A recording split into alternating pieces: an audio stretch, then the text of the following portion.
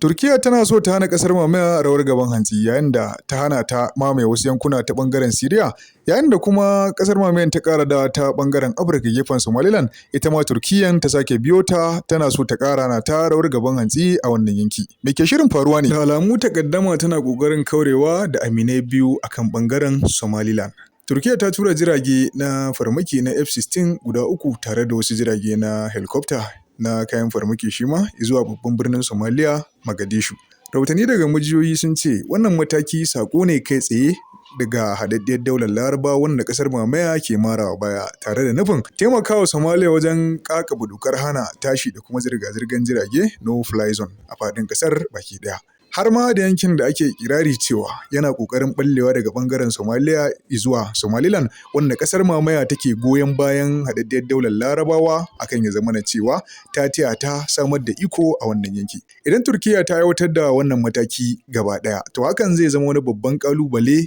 na takaddama mai tsanani tsakanin ƙasar mamaya da ita domin haɗaɗɗiyar daular Larabawa ita yar aike ce ga ƙasar mamaya wanda ba a taɓa ganin irinsa ba a wannan lokaci ta ɓangaren Afirka.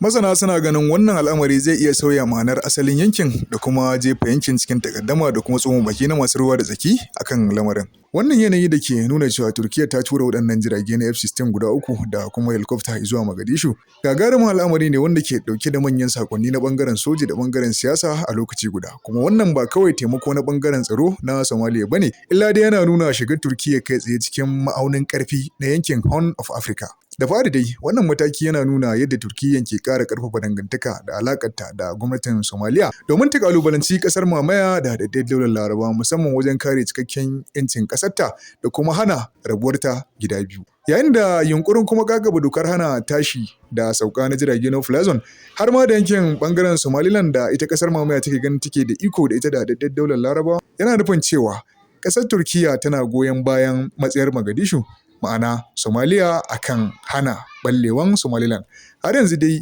wannan al'amari yana ƙara jawo cece-kuce dangane da yanayin da ƙasar mamaya ke ƙoƙarin so ya zama da cewa an samu ɓallewan Somaliland daga Somaliya. Duk da ikirarin ɓallewan da suke yi, Turkiyya tana ganin wannan ba wani al'amari ba ne, illa sai ta zage kwanji wajen hana faruwar wannan al'amari. A ɓangaren siyasa kuma rahotanni irin waɗannan da ke faruwa cewa wannan mataki ne kuma saƙo muhimmi ga haɗaɗɗiyar daular Larabawa da ƙasar mamaya kuma hakan yana nuna yadda rikicin ke ƙara tsanani daga ɓangaren ƙasashe masu su nuna ƙarfin ikonsu a wasu ƙasashe. Kuma wannan yanayi wajen zai iya zama wani filin fafatawa ga manyan ƙasashe inda kowanne ke neman kafa sansaninsa da tashoshin jiragen ruwansa ko kuma tasirin soji a wannan yanki. Shigowar Turkiyya da jiragen F-16 masu ƙarfi wato wannan yana iya tarwatsa ɓangarori na daidaito da kuma jawo martani daga sauran ƙasashe masu ruwa da tsaki. A ɓangaren tsaro kuma wannan mataki yana iya taimakawa Somaliya wajen ƙarfafa ikonta da tasirin sararin samaniyanta da kuma hana hadafin kafa wannan ƙasa ta Somaliland wanda ita kanta ƙasar Somaliland take adawa da haka musamman ma